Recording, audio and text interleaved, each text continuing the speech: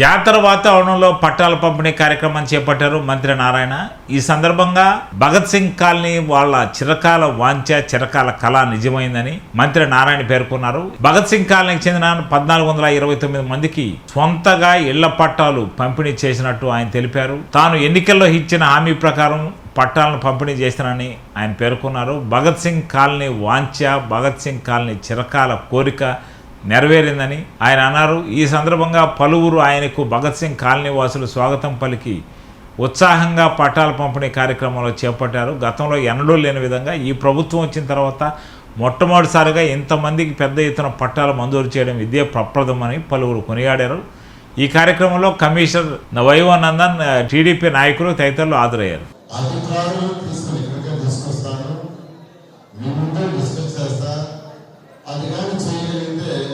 నేను చేసి పెడతానని ప్రస్తుతాన్ని చెప్పలా, ఎలక్షన్ మాట చెప్పలా. బట్ అధికారులు తీసుకొచ్చి మీ కాలనీలోనే ఇక్కడే కూర్చొని పెడతా, మీ ముందే డిస్కస్ చేస్తా, చేయడానికి మీరుంటే చేస్తానని చెప్పారు.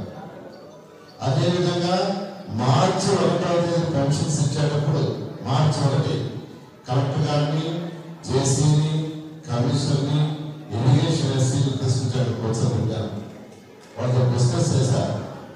ఆ రోజు ఏం చెప్పారంటే, ఇది మా చేతుల్లో లేదు సార్, మేము ఊళ్ళకి కాదు, జిల్లాలలో కలెక్టర్ లెవెల్లో ఇచ్చేది కాదు, ఇది గౌరవమైన ముఖ్యమంత్రి గారు క్యాబినెట్ లో అప్రూవ్ చేయాలా, కాబట్టి మేము ఇక్కడి నుంచి కాగితాలు పంపిస్తాం, అక్కడ చేయకుంటే ఇక్కడి నుంచి కాగితాలు పంపించారు.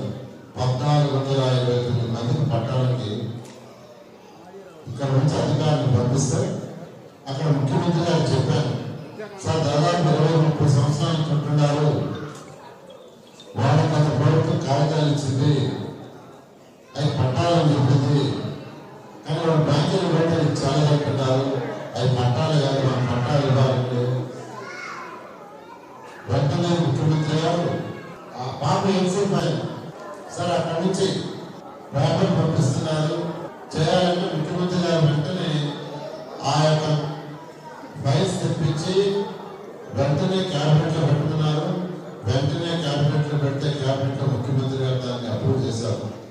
వాళ్ళు కూడా అడిగాను, మీరు ఇక్కడికి వచ్చాక మీరే పట్టాలు ఇవ్వాలా అంటే వచ్చేలా వీడియోలైనా మీరు ఇవ్వాలంటే ఆ రోజు వీడియో కాన్ఫరెన్స్ లో వచ్చారు.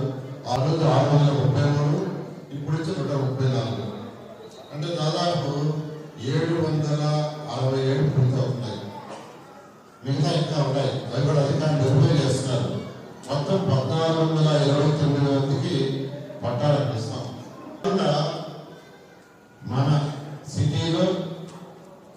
మన సిటీలో ఎవరైనా సొంత స్థలం ఉంది, లేదా ప్రభుత్వం పట్టా ఇచ్చినా, లేదా ప్రొఫెషనల్ సర్టిఫికేట్ ఉన్నా, వాళ్ళు కట్టుకోవడానికి ప్రభుత్వం 2.5 లక్షలు, 2.5 లక్షలు ఇస్తుంది ఇల్లు కట్టుకోవడానికి.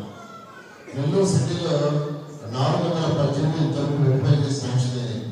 418 మందికి 2.5 లక్షలు, ఒక్కొక్కరికి 2.5 లక్షలు ప్రభుత్వం ఇస్తే వాళ్ళే కట్టుకోవడం.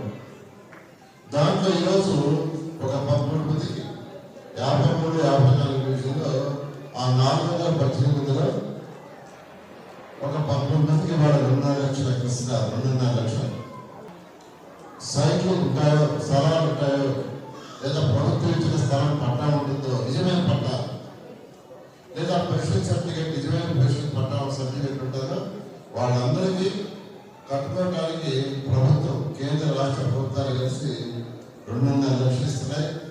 అది నేను అందరికీ శాంక్షన్ చేస్తానని ఈ సందర్భంగా మీ అందరికీ తెలియజేస్తున్నాను. నేను అందరికీ ఒకటే చెప్పేది, ఈ నెల్లూరు సిటీలో ఉండేవాళ్ళు 5 సంవత్సరాలు 5,000 మందికి పట్టాలు, లేదా కొత్తగా వచ్చే వాళ్ళకి ఇళ్ళకి ఇచ్చే టార్గెట్ పెట్టుకున్నా. 5,000 మందికి 5,000 మందికి ఇప్పుడు చెప్తున్నాను. 5,000 మందికి పట్టాలు కానీ, లేదా కట్టిన ఇల్లు కానీ, ఇంప్రోసెస్ కొత్త అభివృద్ధి ఇచ్చినవి కాకుండా మళ్ళా కొత్తగా చేస్తానికి మరొకసారి సందర్భంగా మీ అందరూ తెలియజేస్తున్నటువంటి విషయం. ఎందుకంటే మీ అందరికీ తెలుసు, భగత్ సింగ్ కాలనీలో ఉన్నటువంటి వారికి శాశ్వతమైన పట్టాలు ఇవ్వడం అనేటువంటి ఒక దశాబ్దాల కళ. ఆ కళ కొన్ని నెలల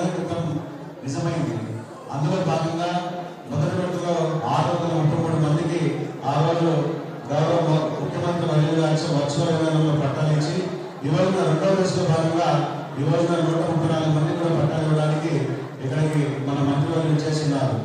అంతేకాకుండా ప్రధానమంత్రి ఆవాస్ యోజన రెండవ దశలో భాగంగా 53-54 డివిజన్స్ లో ఈ హౌసింగ్ శాంక్షన్ అయినటువంటి వారికి హౌసింగ్ ప్రొసీడింగ్స్ కూడా వారు వచ్చున్నారు.